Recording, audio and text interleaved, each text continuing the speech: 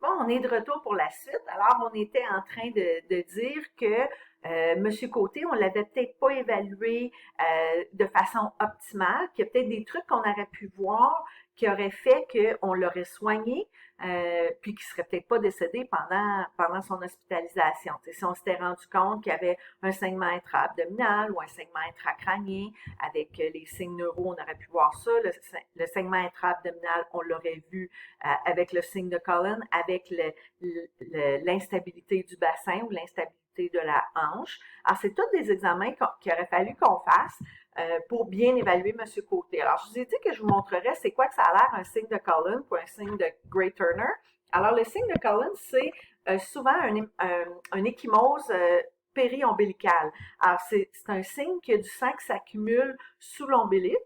Et puis, clairement, c'est un signe d'hémorragie intra-abdominale. La même chose avec le syndrome de Gray Turner, c'est la même chose. C'est un hématome ou un échymose, mais qui apparaît plus sur le côté de l'abdomen. Encore là, un signe de saignement intra-abdominal.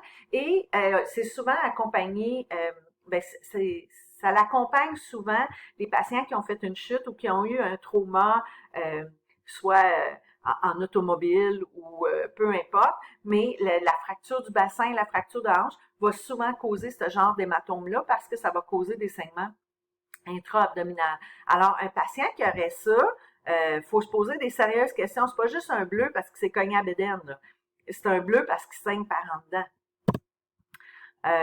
Et si, bon, mais là, on va voir on est rendu dans comparer le vieillissement normal puis le vieillissement anormal. Puis ce que je veux que vous reteniez de toute cette histoire-là, en bout de ligne, c'est que vieillir ne veut pas nécessairement dire être malade. Oui, il y a certains trucs qu'on va voir plus souvent, mais la plupart du temps, une personne âgée peut vieillir et devrait vieillir en santé.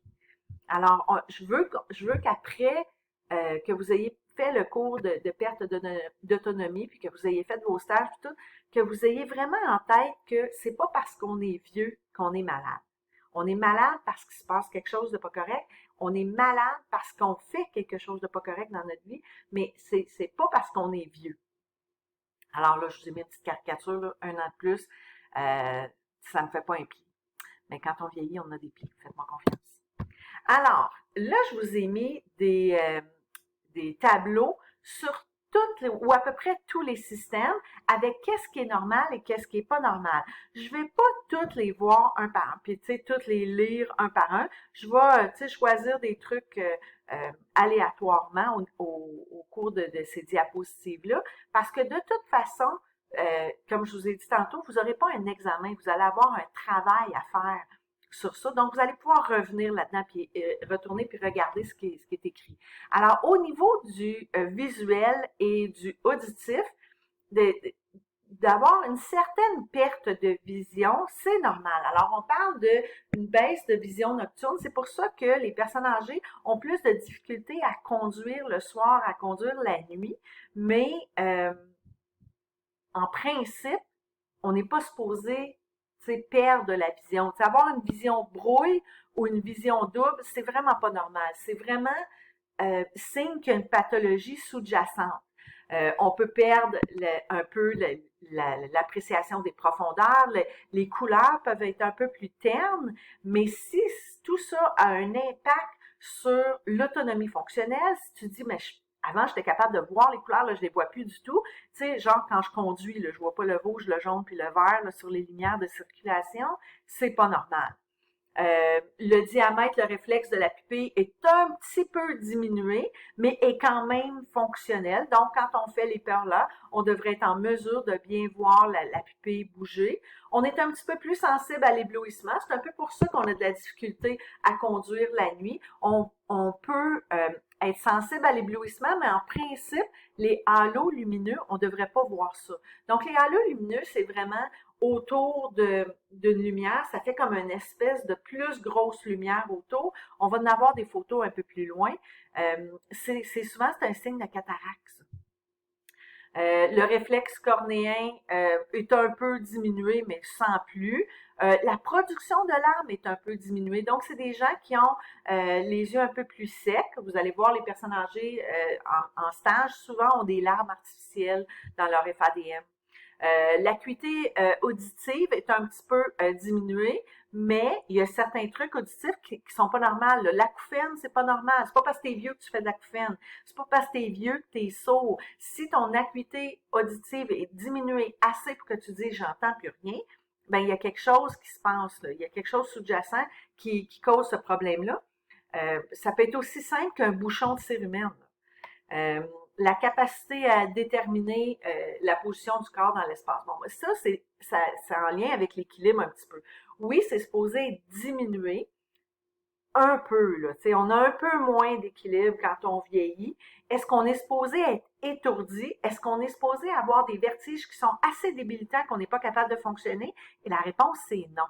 Fait que dites-vous que la plupart du temps, si ça l'empêche la personne âgée de fonctionner, c'est parce que c'est pas normal. Surtout si c'est nouveau.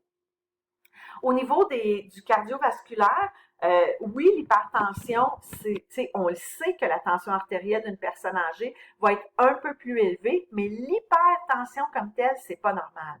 On n'est pas supposé avoir des tensions artérielles à 150, à 160, puis dire ah c'est juste parce qu'ils sont vieux. Non, non. Ça, premièrement, c'est pas juste parce qu'ils sont vieux, puis deuxièmement, il y a quelque chose qui se passe et ça a besoin d'être géré. Ces patients-là ont besoin d'avoir des antihypertenseurs parce que l'hypertension à long terme, ça cause beaucoup de problèmes. Euh, un peu de perte d'efficacité lors d'activités physiques intenses. Donc, ça veut dire c'est la, la capacité ou l'endurance va être un peu diminuée, mais on n'est pas supposé devenir, parce qu'on est une personne âgée, devenir essoufflé à rien, d'avoir des DRS à rien. Ça, c'est pas normal.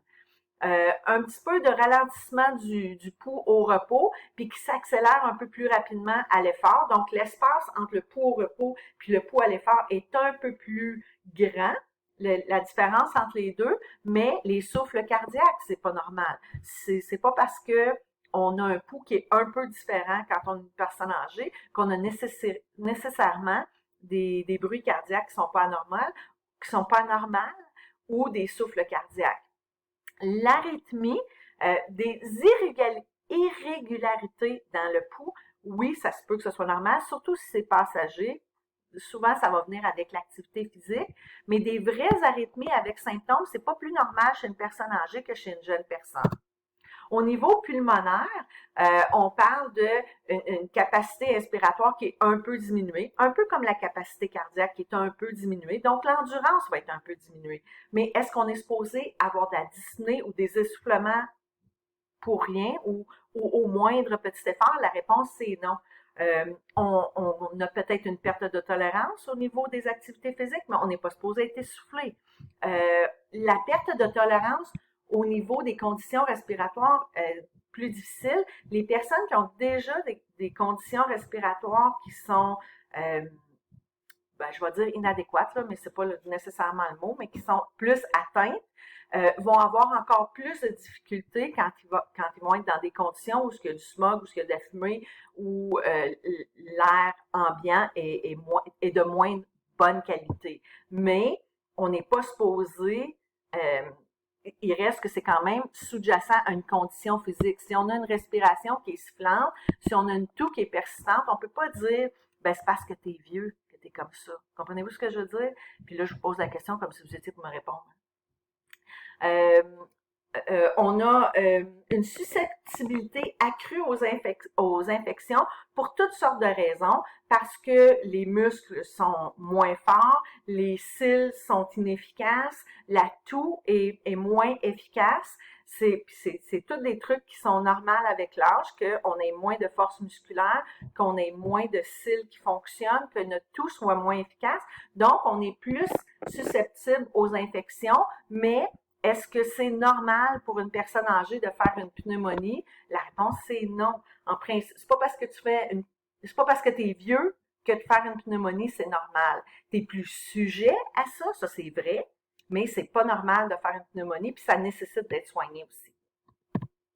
Au niveau digestif, là, puis là, je suis tout en train de dépasser un par un, là, mais une diminution certaine de l'appétit, mais c'est sûr, une personne âgée, son métabolisme est moins actif et moins élevé, donc le besoin en calories est moins. Si le besoin en calories est moins, l'appétit est moins. Mais de perdre l'appétit au complet, c'est pas normal. Une personne âgée devrait manger euh, 3 repas par jour, plus des collations, comme n'importe quelle autre personne, c'est juste les quantités vont être différentes.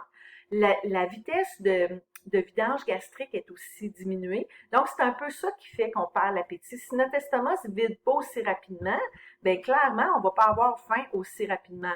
Par contre, avoir des brûlements d'estomac, des douleurs épigastriques, des nausées, des vomissements, c'est pas normal. Et une personne âgée devrait être en mesure de s'alimenter.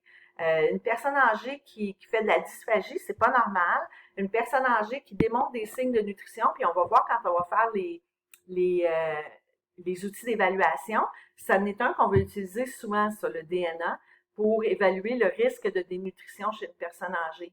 C'est considéré normal d'être légèrement constipé, d'avoir de l'incontinence, puis là, je le dis vraiment avec réserve, de l'incontinence dans le sens, on s'échappe un petit peu, je dis on comme si j'étais une personne âgée, là, mais la personne âgée s'échappe un petit peu, peut-être mouille sa culotte un petit peu. Oui, ça peut arriver parce que les muscles pelviens sont moins forts, donc on a moins de capacité à retenir les urines à ce moment-là.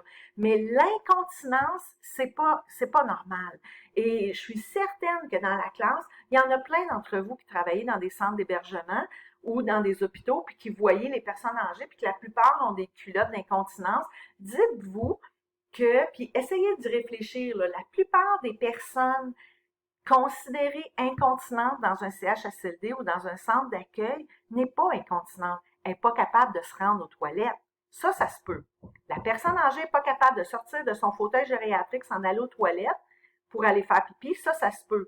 Mais de l'incontinence, la vraie incontinence, de l'incapacité à retenir ses urines, à retenir ses selles, c'est très rare chez la personne âgée. Donc, la plupart de nos personnes âgées en milieu de vie, je vais dire, là, en CHSLD ou en centre d'accueil, ne sont pas incontinents. Ils ne sont pas capables d'aller aux toilettes, c'est pas pareil. Puis je vais en parler beaucoup de ça pendant la session parce que c'est quelque chose qui est vraiment problématique là, dans notre société. Au niveau de la bouche, bon, ils sont plus susceptibles aux caries parce que les dents sont usées, parce que les dents sont plus vieilles. Mais en principe, les personnes âgées devraient avoir des dents. Ça ne veut pas dire que parce que tu es âgé que tu vas nécessairement perdre toutes tes dents puis avoir un dentier, là. Ils ont une difficulté à ressentir la soif, donc ils ont tendance à être déshydratés. Par contre, c'est pas normal d'être déshydraté. Il faudrait que les personnes âgées boivent. Ils goûtent moins les saveurs, ils goûtent moins la nourriture parce qu'ils ont une perte de papilles gustatives.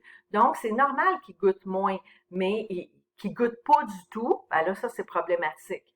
Une diminution de la sécrétion salivaire, donc ça fait que c'est des gens qui ont de la difficulté à mastiquer leur nourriture puis à l'avaler parce qu'elle est sèche, leur nourriture. Amincissement de la muqueuse buccale, ils vont avoir, si on voit de la gingivite, c'est pas quelque chose de normal, c'est quelque chose de problématique qui nécessite d'être soigné. Ce qu'il y a dans le anormal ici, là, ça veut pas dire que ça n'arrive pas, ça veut dire que ça nécessite d'être soigné, puis il y a quelque chose qu'on peut faire pour ça. Ensuite de ça, génito-urinage, j'en ai parlé un petit peu tout à l'heure en lien avec l'incontinence, mais la difficulté, ils vont avoir des urines qui sont un peu moins concentrées, donc ils vont avoir tendance à aller uriner plus souvent parce qu'ils sont pas capables de concentrer leur urine. Mais de la dysurie, de l'hématurie, de la pyurie, ça, c'est pas normal. Une augmentation des mictions nocturnes, ça veut dire se lever la nuit pour aller aux toilettes, ça, c'est normal. Mais de l'incontinence, surtout de l'incontinence soudaine, que ce soit le jour ou la nuit, c'est pas normal. On parle de... Là, je vais arrêter mon enregistrement parce que j'ai peur d'arriver à mon 15 minutes puis de passer par-dessus, là, puis que mon enregistrement soit perdu. Alors, on va continuer avec cette diapositive-là dans la prochaine diapo.